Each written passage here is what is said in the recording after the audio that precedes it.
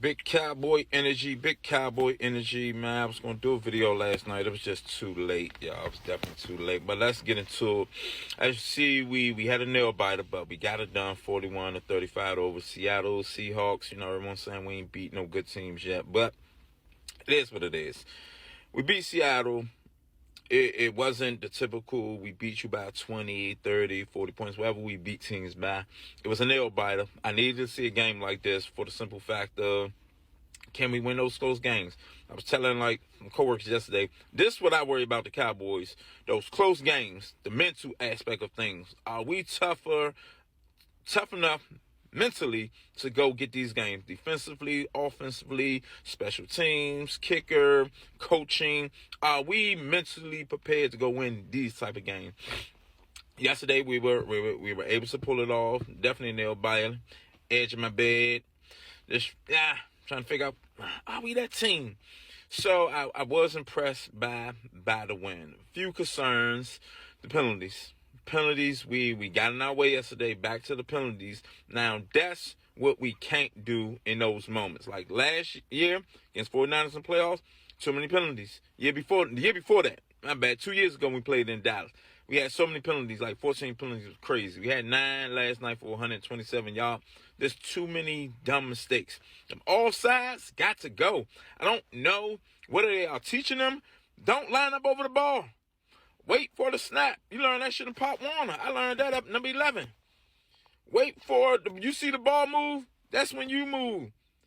Don't line up over the ball. But cool, we have to. This the little things that will cost you the game. Fortunate for us, what happened was Seattle, they had like 10 penalties for 130 yards. So you get what I mean? Those penalties will cost you in the long run, and we don't need those type of things to happen to us in the playoffs. These next 4 games are crucial. I'm going to get to that in a minute. Let's give a big shout out to this man right here, Dakota Prescott, playing at an MVP level right now. Last 6 games, he had like 20 touchdowns, like 2 interceptions. He's like second in completing percentage in the whole NFL. He's like second in passing touchdowns, top 10 in passing yards. He's just playing out of this world. The competitive spirit and nature that he's showing now. I put it on my Instagram, my little story, where he get the shoulder rolling, he getting dude face. Like, man, what's up? You know what time it is when I told you we need more of that with us. We not that team. But what I've seen in what I saw last night is we're starting to walk with that confidence. You get me? So I love that from Dak. Like Seattle's doing a bunch of chopping, hitting out people in the chin, and never shot out. No. First big double salute to Dak Prescott, man. Double salute, man. That boy, he playing at a level I haven't seen in talking about like his second year. He's playing at a great level, a little bit more maturity, and he knows his offense in and out. And he's just dealing and dialing right now. But Jake Ferguson, man, double salute him, man. Big double salute that guy. He had like 6 catches. Well, I forgot how many yards, but he had a touchdown last night. But he didn't back down. Because, Seattle, that boy Diggs was talking to him. Adams was talking to him. They was hitting him. Every time they get in his face, man, he going back at him, man. What's up? We ain't going like nothing. Nothing, man. We standing up for what's ours now. And we coming for what's owed to us. You get me? We ain't going for none of that no more. Ain't nobody just pushing us around. We that little flimsy, soft, little team. Nah. We standing up now.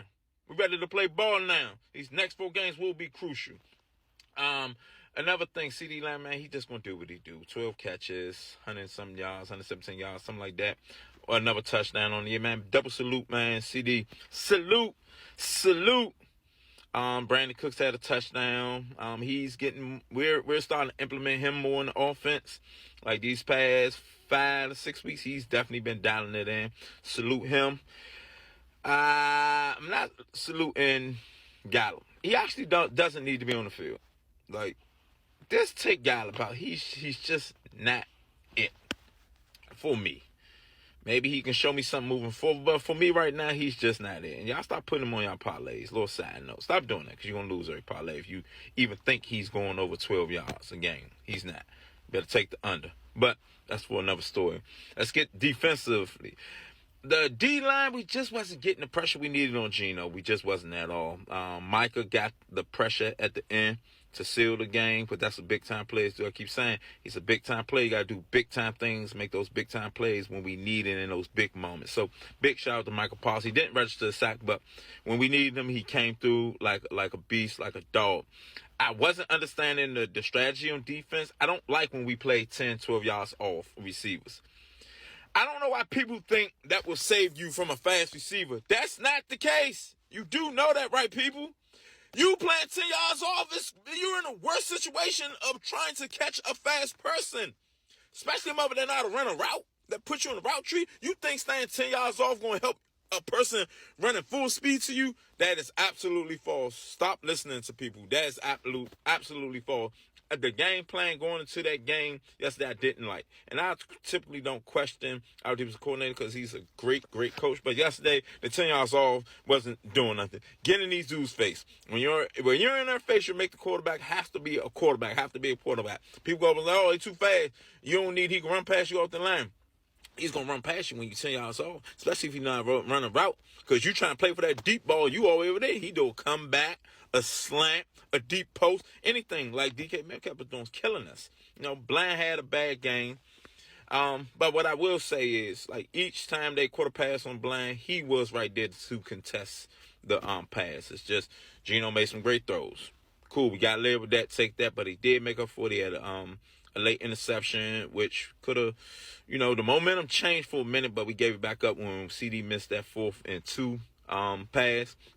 But ultimately, we made adjustments second half. Gilmore took more of Metcalf. It was more Bland on their third receiver or Lockett. But I love the adjustments. I love the intensity we played with in the second half. Close game, like I said, it's close games. Philly win close games, it's good wins. Cowboys win close games. People even after the game was like, they played a good team. And look, they didn't blow them out by 20. Look, it is what it is. We beat them, though. So, big shout out to the team. I'm still a little concerned. O-line, I don't like the O-line. I don't. Still, why is he still there? Because that's not it.